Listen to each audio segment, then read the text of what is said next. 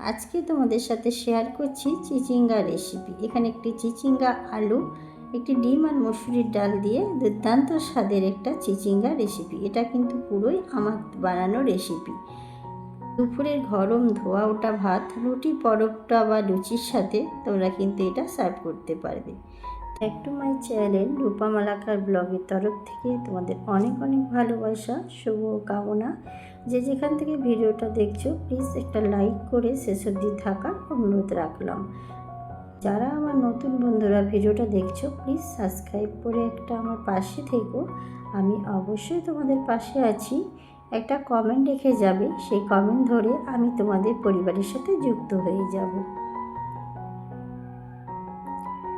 আমার এখানে উপকরণ লাগছে একটা ডিম, একটা আলু, একটা পেঁয়াজ, একটা টমেটো, একটা চিচিঙ্গা আর সামান্য কিছু কাঁচা লঙ্কা। তোমরা যেরকম যে যেমন খেতে পছন্দ করো তারা তেমনই কিন্তু লঙ্কা এখানে ব্যবহার করবে, আর কিছু সামান্য রসুন। চলো তোমাদের সাথে শেয়ার করে দিলাম। আর আছে মসুরির ডাল। সামান্য কিছু ঘরে থাকা উপকরণ দিয়ে আজকের এই টেস্টি রেসিপিটা আমি তোমাদের সাথে শেয়ার করেছি। এটা কিন্তু আমি নিজে বাড়িতে বানাই, তাই আজকে একটু তোমাদের সাথে শেয়ার করলাম। তবে কেমন লাগছে তোমরা অবশ্যই কমেন্টে জানাবে। চিচিঙ্গাটা আমি অফ ক্যামেরায় খুব ভালো মতো কেটে নিয়েছি, আর এই চিচিঙ্গাটা কিন্তু আমি অফ ক্যামেরায় 4 থেকে 5 বার খুব ভালো মতো ধুয়েও নিয়েছি। দেখো বন্ধুরা, যদি এখন আমি তোমাদের সাথে সমস্ত কিছু শেয়ার করি ভিডিওটা অনেক বড় হয়ে যাবে। তার জন্য আমি কিন্তু যতটা পারি ছোট ভিডিও বানানোর চেষ্টা করি, কিন্তু কিছু কিছু জায়গা যেগুলো তোমাদের সাথে শেয়ার না করলে তোমরাও বুঝতে পারবে না, তাই কিন্তু কিছু কিছু জায়গা আমি কিন্তু স্কিপ করতে পারি না। তবে বন্ধুরা, তোমাদের কাছে একটা রিকোয়েস্ট, প্লিজ কেউ ভিডিওটা স্কিপ করবে না। স্কিপ করলে কিন্তু এই রেসিপির মজাটাই পাবে না। এই রেসিপি বানানোর সময় এমন এমন কিছু উপকরণ আমি অ্যাড করেছি যেগুলো না দেখলে তোমরা কিন্তু বাড়িতে বানালেও সেম টেস্ট কিন্তু পাবে না। এখানে দেখো, আমি সমস্ত কিছু কিন্তু অফ ক্যামেরায় খুব ভালোভাবে কেটে ধুয়ে নিয়েছি। এখন চলো মূল রেসিপিতে ফিরে যাওয়া যাক।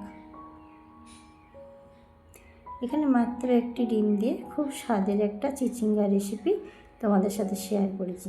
দেখো, ডিমটা কিন্তু খুন্তির সাহায্যে আমি একটু ঝুরি ঝুরি করে ভেজে নেব। তবে একদম ঝুরি ঝুরি করবো না, আবার বড় বড়ও রাখবো না। এরকমভাবে কিন্তু ডিমটা খুব সুন্দরভাবে লাল করে ভেজে নেব। আর তোমাদের অসংখ্য ধন্যবাদ এত সুন্দর সুন্দর কমেন্ট করার জন্য।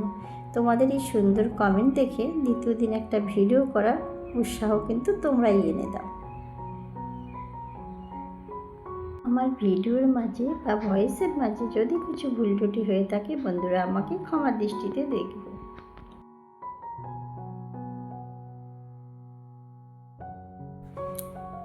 একটি ডিম দিয়ে চিচিঙ্গার এত সুস্বাদু রেসিপি তোমরা বাড়িতে একবার বানালে তোমাদের বাচ্চা থেকে বড়রা সবাই কিন্তু অনেক মজা করে খাবে।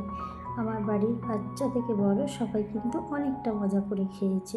এটা তোমরা বাড়িতে যদি আত্মীয় স্বজন আসে তাদের কিন্তু সকালে জলখাবারে লুচি, রুটি, পরোটা সবের সাথে কিন্তু এই রেসিপিটা সার্ভ করতে পারো। তো এখানে আমি সরিষার তেল দিয়ে দিলাম। সরিষার তেল দেওয়ার পর দিয়ে দিলাম কিছু গোটা জিরে।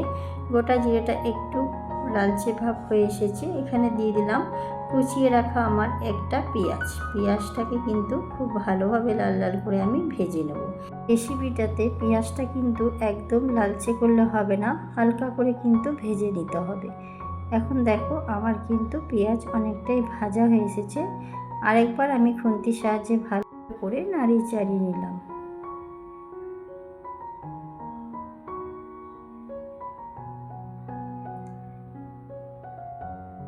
এখন কিন্তু আমার পেঁয়াজটা ভাজা হয়ে গেছে। এখানে অ্যাড করে দিলাম কিছু কুচিয়ে রাখা আদা আর রসুন। এখানে কিন্তু ব্লেন্ডারের কোনো মশলা আমি ব্যবহার করিনি। আর দিলাম কিছু কাঁচা লঙ্কা। এগুলো কিন্তু আমি একটা ছুরির সাহায্যে মাঝখান দিয়ে কেটে রেখেছিলাম। এখন সমস্ত উপকরণ দিয়ে আমি ভালো মতো এটাকে ভেজে নেব। আর আমার ভিডিওটা কে কোথা থেকে দেখছো প্লিজ কমেন্ট বক্সে একটিবার জানিয়ে যাবে।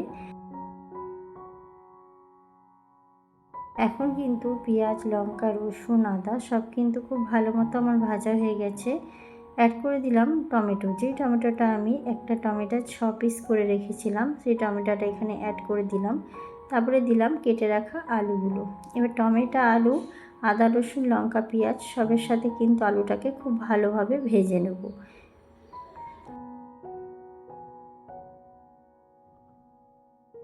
এখানে অ্যাড করে দিলাম পরিমাণ মতো লবণ আর হলুদের গুঁড়ো।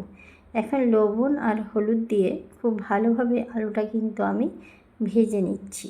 তবে এখানে কিন্তু আমার বেশি গুঁড়ো মশলার প্রয়োজন নেই, অন্য তেল মশলা দিয়ে কিন্তু এই রেসিপিটা আমি বানিয়েছি। আর দেখো এখানে কিছু মসুরির ডাল আমি এগুলো ভিজিয়ে রেখেছিলাম কিছুক্ষণের জন্য, এখন এখানে মসুরির ডালগুলো অ্যাড করে দিলাম। এবারে মসুরির ডাল দিয়েও কিন্তু আমি সমস্ত রকম মশলা দিয়ে ভাজা করে নিচ্ছি।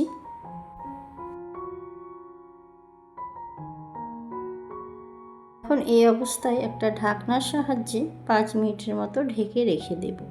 5 মিনিট পর ফিরে এলাম, ঢাকনাটা সরিয়ে নিলাম। দেখো মসুরির ডালটা কিন্তু আমার অনেকটা সেদ্ধ হয়েছে। তবে বন্ধুরা, কোনো রেসিপি বানানোর সময় আমি কিন্তু একটু ঢাকনার সাহায্যে ঢাকা দিয়ে দিয়ে কষাই, এমনকি ভাজা করি।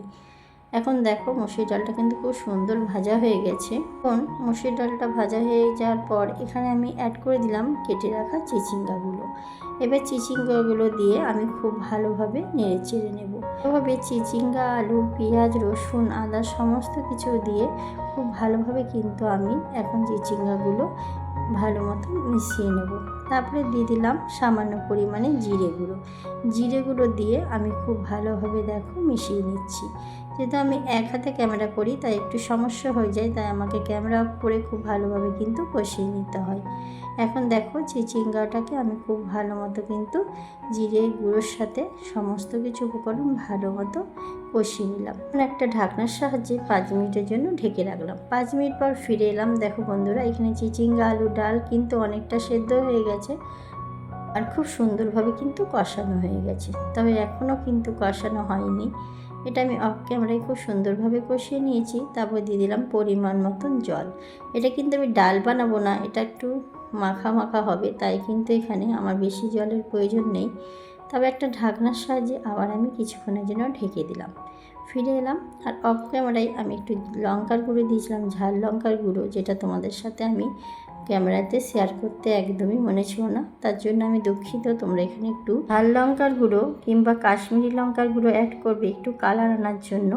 এখন দিয়ে দিলাম ভেজে রাখা ডিমটা। এখন ডিমটা দিয়ে খুব ভালোভাবে সব উপকরণের সাথে আমি মিশিয়ে নেব। দেখো বন্ধুরা, কতটা লোভনীয় হয়েছে, দেখতে যতটা লোভনীয় হয়েছে খেতে কিন্তু তার থেকে দ্বিগুণ লোভনীয় হয়েছে। এখানে দিয়ে দিলাম সামান্য জিরে গুঁড়ো। জিরে গুঁড়ো বলতে ভাজা জিরে গুঁড়ো। এটা দিলে তরকারির টেস্ট কিন্তু দ্বিগুণ বাড়িয়ে দেয়। তবে এই মশলাটা আমি বাড়িতেই বানিয়ে রেখেছি। এখানে হচ্ছে তেজপাতা, জিরে, শুকনো লঙ্কা, দারচিনি, এলাচ, লবঙ্গ সব কিছু দিয়ে ভেজে আমি খুব সুন্দর করে একটা মশলা বানিয়ে রেখেছি, এটা অ্যাড করে দিলাম। তোমরা চাইলে জিরে ভেজে গুঁড়ো করেও অ্যাড করতে পারো। তবে বন্ধুরা, আজকের রেসিপিটা তোমাদের কাছে কেমন লাগলো প্লিজ তোমরা একটা কমেন্ট বক্সে জানিয়ে দিয়ে যাবে। তোমাদের কমেন্টের অপেক্ষায় থাকলাম। আর তোমাদের অসংখ্য ধন্যবাদ আমাকে এতটা ভালোবাসা দেওয়ার জন্য। আর তোমাদের অসংখ্য ধন্যবাদ আমার ভিডিও জুড়ে এতক্ষণ থাকার জন্য। সবাই ভালো থেকো, সুস্থ থেকো। কালকে একটা নতুন কোনো রেসিপির সাথে তোমাদের সাথে দেখা হবে। আজকের মতো এখানেই বিদায় নিলাম।